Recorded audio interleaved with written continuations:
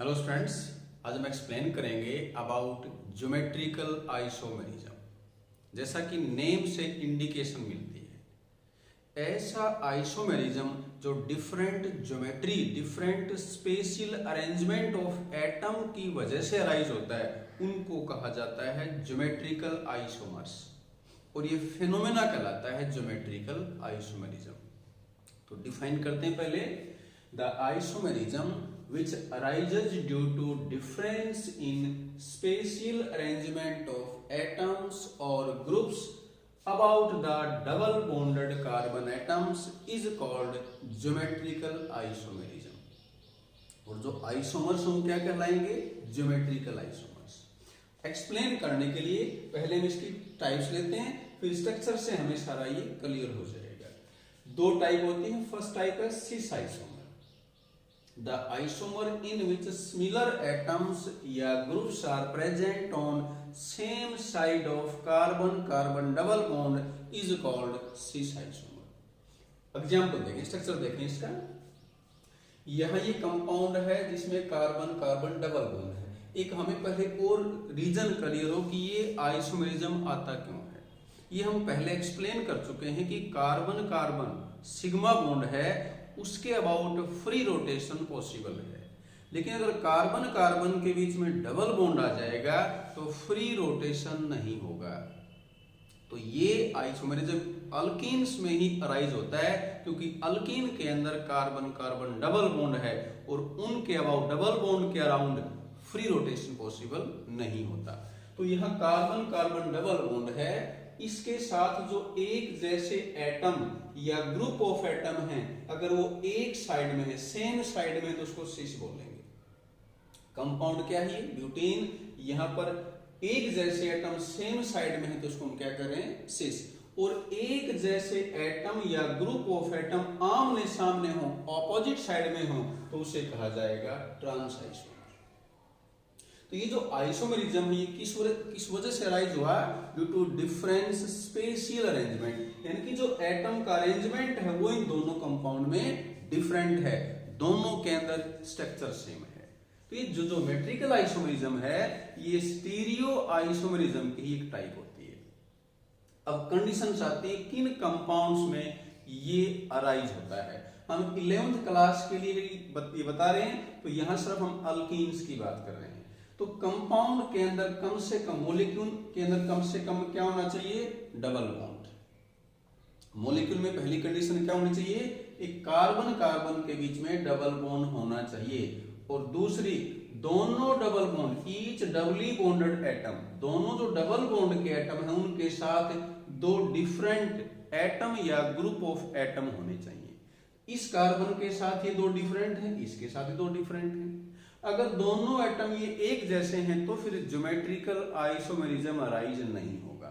मान ली यहां पर H है, तो ये क्या बन गया? प्रोपीन। तो प्रोपीन के अंदर ज्योमेट्रिकल आइसोमर नहीं बनते। तो शायद हमें क्लियर है इसकी कंडीशंस क्या हैं। अब आता है प्रॉपर्टीज। पहली प्रॉपर्टी ली हमने डाइपोल मोमेंट। सिस आइसोमर है, उसकी डाइपोल मोमेंट ट्रांस से हमेशा ज्यादा होती है। एग्जाम्पल से इसको एक्सप्लेन करते हैं। ये हमने एग्जाम्पल लिया, यहां देखें C के साथ Cl है।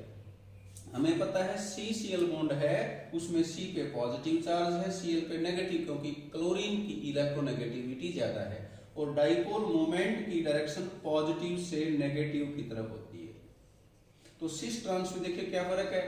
यहां जो दो Cl है ये आमने सामने है, तो दोनों बॉन्ड की डाइपोल मोमेंट बराबर है लेकिन डायरेक्शन ऑपोजिट है, जबकि सिस में डायरेक्शन सेम है।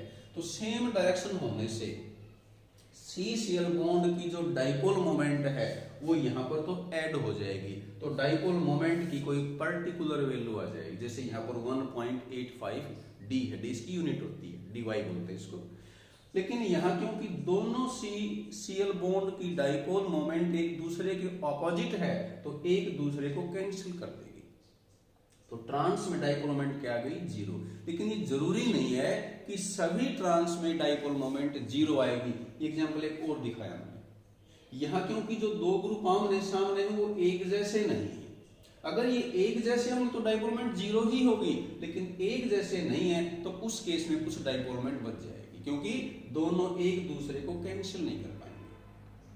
तो ये हमने इसकी फर्स्ट प्रॉपर्टी बताई डाइपोल मोमेंट। यहां से हमें क्लियर है कि सिस आइसोमर की डाइपोल मोमेंट ट्रांस आइसोमर से ज्यादा होती है। नेक्स्ट प्रॉपर्टी है सोल्यूबिलिटी। जैसा कि अभी हमने एक्सप्लेन किया, सिस आइसोमर है उसकी डाइपोल मोमेंट ट्रांस से ज्यादा होती है, मींस सिस मॉलिक्यूल ज्यादा पोलर है। और अगर हम वाटर में सोल्यूबिलिटी कंपेयर करें तो क्योंकि वाटर पोलर है तो जिसकी पोलरिटी ज्यादा होगी वो वाटर में ज्यादा सोल्यूबल होगा। तो हम क्या बताएंगे, cis isomer is more polar than trans, therefore cis isomer is more soluble in water than trans. Next, boiling point. अब बॉइलिंग पॉइंट है वो डिपेंड करता है मॉलिक्यूल्स के बीच में इंटरेक्शन कैसा है, वीक है या स्ट्रॉन्ग है, और वो डिपेंड करेगा उनके चार्ज पे, उनकी पोलरिटी पे। तो क्योंकि सिस आइसोमर है उसकी डाइपोल मोमेंट ज्यादा होती है, मीन सिस मॉलिक्यूल ज्यादा पोलर है। जो जितना ज्यादा पोलर है उतना उसके मॉलिक्यूल्स के बीच में स्ट्रॉन्ग इंटरेक्शन होगा, और जितना स्ट्रॉन्ग फोर्स है उसको ब्रेक करने के लिए उतनी ही ज्यादा एनर्जी सप्लाई करनी पड़ेगी, और उसी एनर्जी को क्या बोलते हैं, बॉइलिंग पॉइंट। तो सिस आइसोमर का बॉइलिंग पॉइंट ट्रांस से ज्यादा होगा। फोर्थ प्रॉपर्टी है मेल्टिंग पॉइंट। मेल्टिंग पॉइंट होता है सॉलिड के लिए, वो डिपेंड करता है उसके मॉलिक्यूल लेटिस के अंदर कितने ज्यादा क्लोजली पैक्ड हैं। तो मेल्टिंग पॉइंट ट्रांस का ज्यादा है, ध्यान देंगे, सिस का बॉइलिंग पॉइंट ज्यादा है जबकि ट्रांस का मेल्टिंग पॉइंट ज्यादा है, क्योंकि ट्रांस मॉलिक्यूल्स हैं वो सिमेट्रिकल हैं। क्यों सिमेट्रिकल हैं, हम कह सकते हैं क्योंकि डाइपोल मोमेंट जीरो है, या यूं कह सकते हैं क्योंकि एक जैसे मॉलिक्यूल आमने सामने हैं, उनकी एक जैसी पोजीशन है। तो ट्रांस क्योंकि ज्यादा सिमेट्रिकल हैं इसलिए उनके मॉलिक्यूल्स लेटिस के अंदर ज्यादा क्लोजली पैक होंगे, और ज्यादा क्लोजली पैक होने का मतलब है उनके बीच में स्ट्रॉन्ग फोर्स है। तो स्ट्रॉन्ग फोर्स को ब्रेक करने के लिए ज्यादा एनर्जी देनी पड़ेगी, इसलिए ट्रांस का मेल्टिंग पॉइंट इससे ज्यादा होता है। और सोल्यूबिलिटी हम किसी भी सोलवेंट में यहां से भी एक्सप्लेन कर सकते हैं, क्योंकि ट्रांस के मॉलिक्यूल ज्यादा क्लोजली पैक्ड है, उनमें स्ट्रॉन्ग फोर्स है, तो उनका लेटिस इजीली ब्रेक नहीं होगा, इसलिए उनकी सोल्यूबिलिटी कम होगी। तो ये हमने कंप्लीट किया about properties of geometrical isomers. अब इस टॉपिक से रिलेटेड एक क्वेश्चन ले रहे हैं हम एक्सरसाइज में 13.9। Draw the cis and trans structures for hex 2ENE which isomer has higher boiling point and why। तो सबसे पहले हम हेक्स 2ENE का स्ट्रक्चर ड्रा कर लेंगे, फिर इसके सिस ट्रांस ड्रा करें। तो उसके लिए देखें, इन दो कार्बन के बीच में कार्बन कार्बन डबल बॉन्ड है, ये हमने CC डबल बॉन्ड दिखा दिया। दोनों कार्बन के साथ एक एक H है तो ये एक H दिखा दिए, और एक इसमें है CH3 और इसके साथ है ये प्रोपाइल, 3 कार्बन का ग्रुप है। तो एक जो बड़े एटम है, एक जैसे एटम तो H हो गए, अब ये दोनों एक जैसे नहीं है, लेकिन क्योंकि इस तरफ ये बिगर ग्रुप है, इस तरफ ये बिगर है, तो ये दोनों एक जैसे ही कहे जाएंगे। तो क्योंकि एक जैसे ग्रुप एक तरफ है तो ये सिस है, और एक जैसे ग्रुप आमने सामने तो ये ट्रांस है। और जैसा हमने ऑलरेडी एक्सप्लेन कर दिया, सिस आइसोमर के अंदर डाइपोल मोमेंट ज्यादा होती है, क्योंकि डाइपोल मोमेंट कहां से कहां होती है, less polar, positive to negative. तो यहाँ क्योंकि दोनों की डायरेक्शन सेम है, जबकि इस दोनों में डायरेक्शन क्या है, ऑपोजिट है, तो यहाँ पर सब्ट्रैक्शन होगा डाइपोल मोमेंट का, और यहाँ दोनों की डाइपोल मोमेंट ऐड हो जाए।